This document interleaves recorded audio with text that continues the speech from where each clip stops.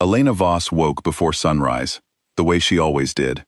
In the small kitchen above her bakery, she measured flour by hand, not by scale, because that was how she had learned to steady her nerves years ago, back when nothing about her life had felt steady at all.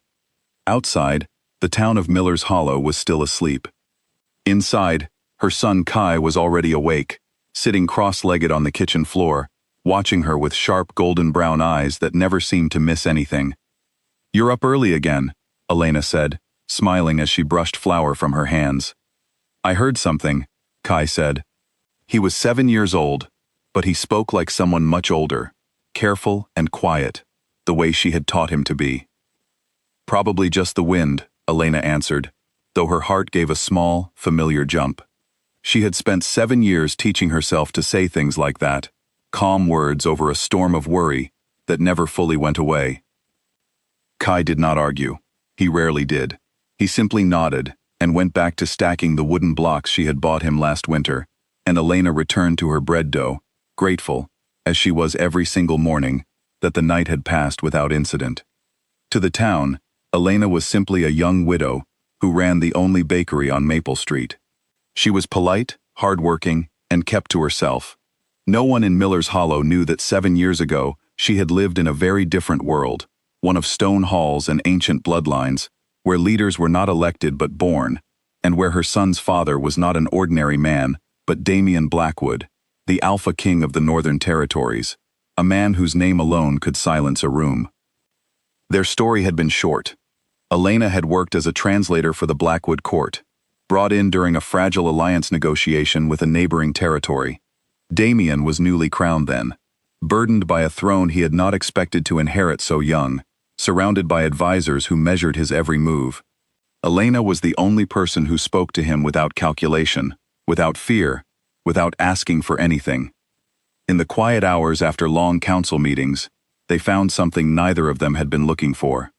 But Damian was already promised to another, a match arranged years earlier to secure peace between two powerful packs. When Elena discovered she was pregnant, she understood immediately what it meant. A child born outside that arrangement would not be seen as a blessing. He would be seen as a threat, a complication, a target. She did not tell Damian. She packed one bag, left a short letter that explained nothing, and disappeared into the human world before her condition could be noticed by anyone at court. She told herself, every day since, that she had done it to protect her son. She still believed that. But belief did not make the guilt lighter, especially not on nights when Kai asked, without any bitterness at all, whether he had a father somewhere. "You have me," she always told him. "That's enough for now." He always nodded, the way children do when they sense a subject is closed, even if they do not understand why. What Elena did not know was that Damian had never truly let her go. In the years since her disappearance, Damian Blackwood had built a reputation as a controlled, unshakable ruler. He led his territory through disputes and droughts and shifting alliances without ever raising his voice. Yet those closest to him knew there was a piece of him that had gone missing the night Elena vanished. He married the woman chosen for him, a quiet, capable partner named Sable, and their arrangement was respectful, even kind, but never anything close to what he had felt in those short months with Elena. When Sable passed 2 years into their marriage, from an illness no healer could explain, Damian mourned her honestly, and then returned to the same silence he had carried since Elena left. He never stopped looking for her. Quietly, carefully, without ever telling his council the real reason, he kept a small circle of trusted trackers, searching the human territories for any sign of a woman who matched her description. For years, there was nothing. Elena had been thorough. She had changed her name, avoided shifter settlements, and taught herself to suppress the instincts she still carried, so that no wandering wolf would sense what she was.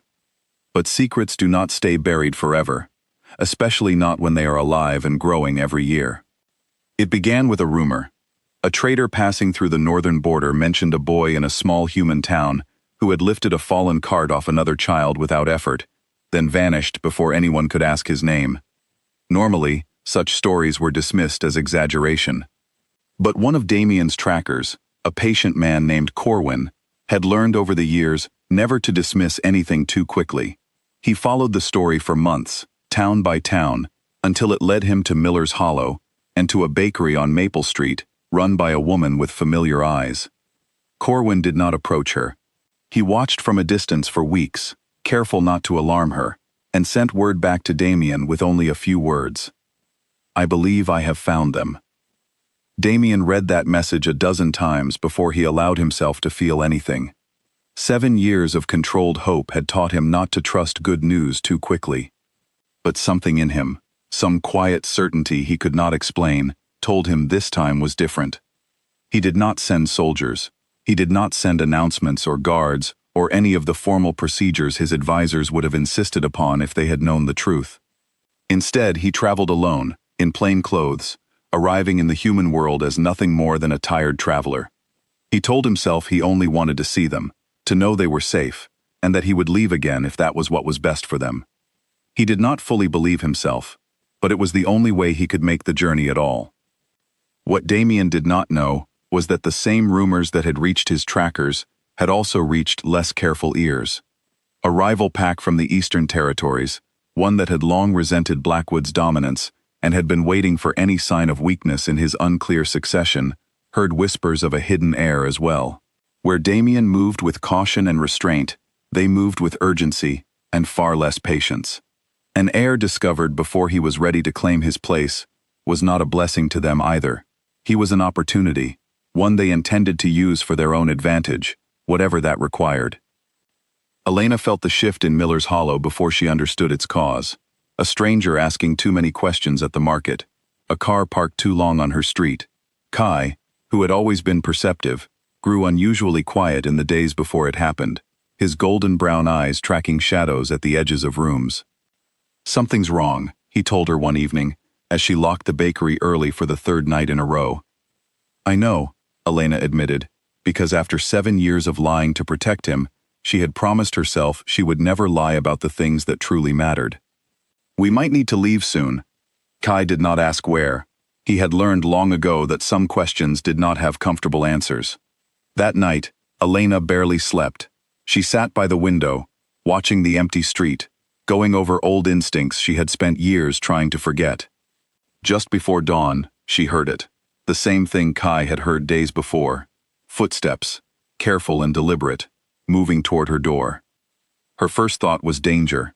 Her second thought was Kai's safety. She was already moving toward his room when the knock came. Quiet, but certain. 3 measured taps against old wood. She opened the door with her heart hammering, ready to face whatever threat had finally found them.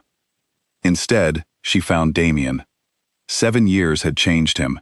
His shoulders carried more weight, his eyes held more history, but there was no mistaking him, not even after all this time. For a long moment, neither of them spoke. The morning light was pale and gray behind him, and somewhere down the street, a rival scout who had also traced the rumors to Miller's Hollow was already moving into position, unaware that the true king had arrived first. "Elena," Damien said, his voice rough with an emotion he did not try to hide. "You shouldn't be here," she whispered, though even as she said it, some old, exhausted part of her felt relief instead of fear. "I know," he answered. "I came anyway." Behind her, a small voice broke the silence. "Mom?" Kai stood in the hallway, his eyes already shifting toward gold, some instinct in him recognizing danger before his mind fully understood it. Damien's gaze moved to the boy, and Elena watched something break open in his expression, 7 years of controlled distance collapsing in an instant. There was no time for the reunion either of them might have imagined. A sudden noise at the edge of the property, boots against gravel, pulled everyone's attention outward.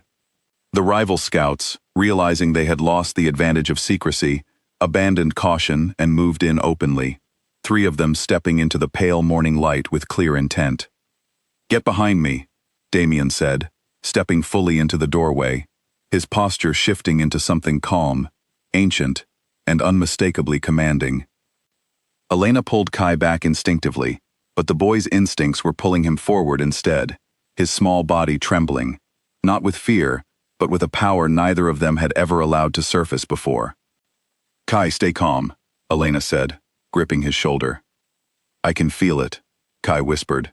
and for the first time in his life, he did not fight the feeling back. What happened next unfolded quickly. The scouts, expecting an unprotected woman and a hidden child, had not anticipated Damien's presence, and certainly had not anticipated the strength that rippled from the small boy standing beside his mother, wolf instincts awakening fully under pressure for the first time. Between Damien's controlled, decisive defense and the unexpected surge of the boy's own emerging power, the confrontation ended almost as quickly as it began, the scouts retreating, rather than risk further conflict against a king they had clearly underestimated. When it was over, the street fell silent again, the early sun rising fully over rooftops that had no idea what had just happened beneath them. Damien turned back to Elena and Kai, breathing hard, his eyes filled with something between relief and disbelief. "He's remarkable," he said quietly. "He's mine," Elena answered, an old defensiveness rising instinctively.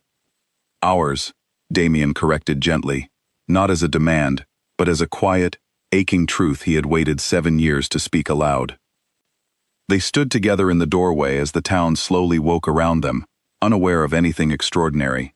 Elena studied Damien's face, searching for the anger she had once feared, the resentment she had imagined for years.